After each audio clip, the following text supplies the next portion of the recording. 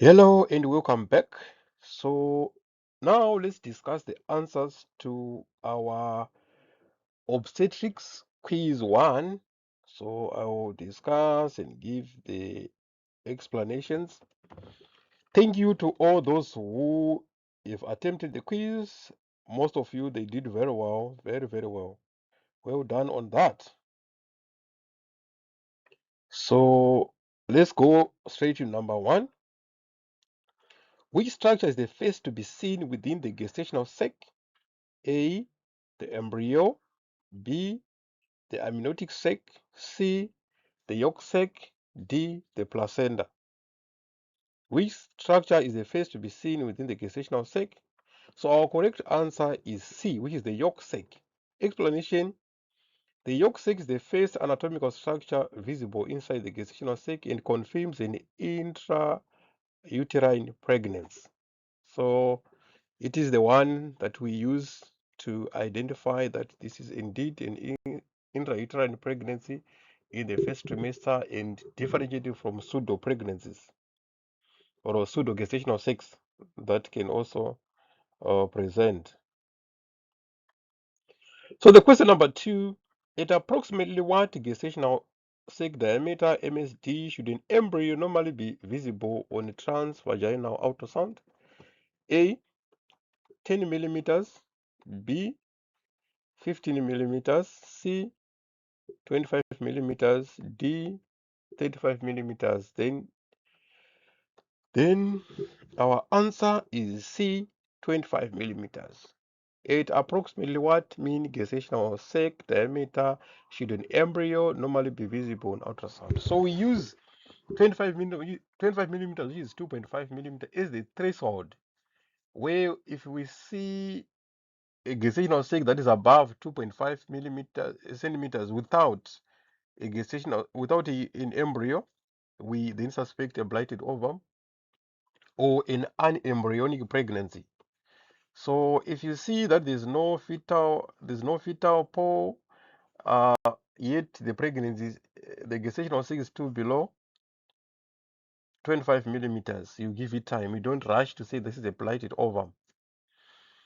So explanation: in MSD of which is greater than or equal to 25 millimeters without an embryo is a diagnostic of pregnancy failure on transvaginal ultrasound.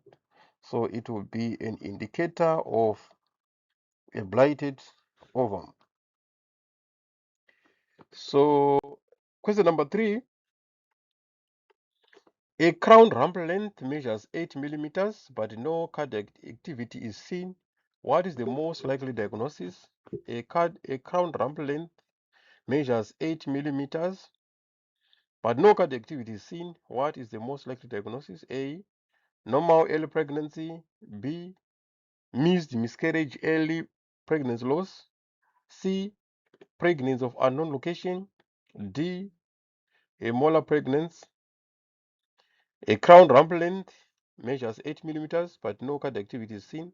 What is the most likely diagnosis? A, normal early pregnancy; B, missed miscarriage, early pregnancy loss; C, pregnancy of unknown location; D, molar pregnancy. So our correct answer is B, which is a missed miscarriage. Explanation: absence of cardiac activity in an embryo with crown rump length above 7 millimeters is diagnostic of an early pregnancy loss. Okay, so let's go to the question number 4. Which ultrasound finding is most suggestive of an ectopic pregnancy? Which ultrasound finding is most suggestive of an ectopic pregnancy? An intrauterine gestational sac with a yolk sac; adnexial gestational sac containing a yolk sac or embryo; C, thickened endometrium; D, corpus luteum cyst. Which ultrasound finding is most suggestive of an ectopic pregnancy? So the correct answer is B, adnexial gestational sac containing a yolk sac or an embryo. Explanation: a true gestational sac with a yolk sac or embryo located outside the uterus confirms an ectopic pregnancy. A true gestational sac with a yolk sac or embryo located outside the uterus confirms a gestation in a ectopic pregnancy. So if you are going to see any extrauterine pregnancy, then you must then confirm that it's an ectopic pregnancy. So what you're supposed to do is you're supposed to check the uterus first. Don't just comment to say that everything is extrauterine before you see the alignment of the uterus, or before you check if there are no other congenital anomalies of the uterus like diadeps uterus, biconate uterus, septate uterus. So those should guide you before you conclude that it's an ectopic pregnancy. Question number 5. Which measurements provide the most accurate estimate of gestational age during the first trimester? A, the biparietal diameter, B, the femur length, C, the crown rump length, D, the head circumference. So the correct answer is C, the crown rump length, CRL. Explanation: CRL is the most accurate measurement for dating pregnancy between 6 and 13 weeks. So we use the crown rump length, which measurement provide the most accurate estimate of gestational age during the first trimester is the CRL. So we use the CRL to date the pregnancy. Question number 6. Increased knockout translucency is associated with which condition? A, placenta previa. B, Down syndrome, which is trisomy 21. C, polyhydramnios. D, oligohydramnios. Increased NT, which is the knockout translucency, is associated with which condition? A, placenta previa. B, Down syndrome, trisomy 21. C, polyhydramnios. D, oligohydramnios. Our answer is B, which is the Down syndrome, which is trisomy 21. Explanation: increased knockout translucency is associated with chromosomal abnormalities, especially Down syndrome and some structural abnormalities. Now, question number 7. Which ultrasound sign is classically associated with molar pregnancy? Which ultrasound sign is classically associated with molar pregnancy? A, double decidual sex sign. B, snowstorm appearance. C, banana sign. D, the lemon sign. Which ultrasound sign is mostly associated with a molar pregnancy? A, double decidual sex sign. B, snowstorm appearance. C, banana sign. D, lemon sign. So our correct answer is B, with the snowstorm appearance. Explanation: a complete identity more often appears as a heterogeneous echogenic mass with numerous cystic spaces, the so-called honeycomb appearance. So that is the sonographic sign of a molar pregnancy.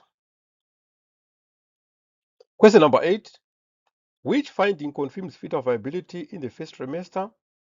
Which finding confirms fetal viability in the first trimester? Thick endometrium.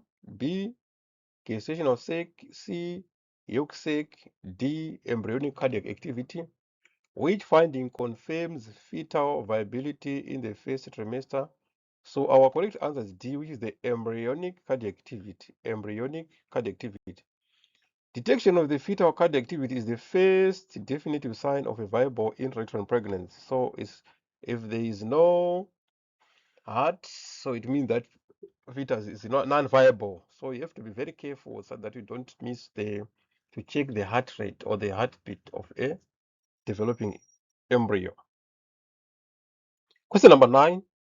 Which condition commonly produces the ring of fire appearance on Doppler? A, placenta previa. B, corpus luteum cyst. C, endometrial polyp.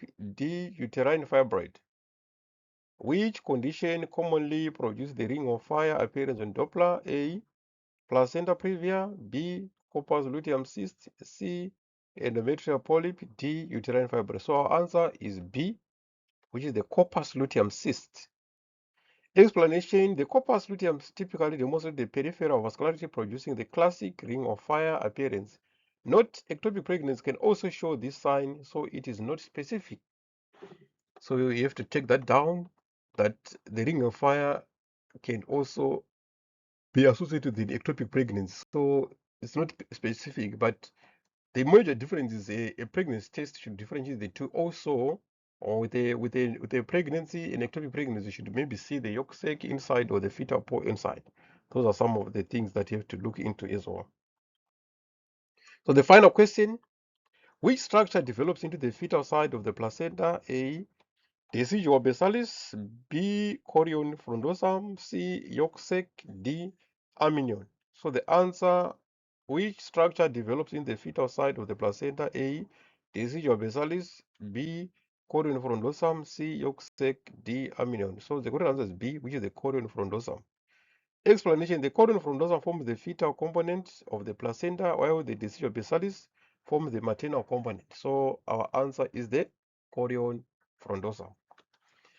Ladies and gentlemen, let's keep on learning.